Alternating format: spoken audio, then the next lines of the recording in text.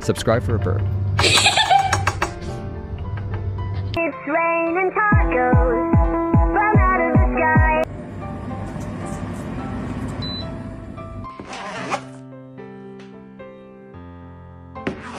sky.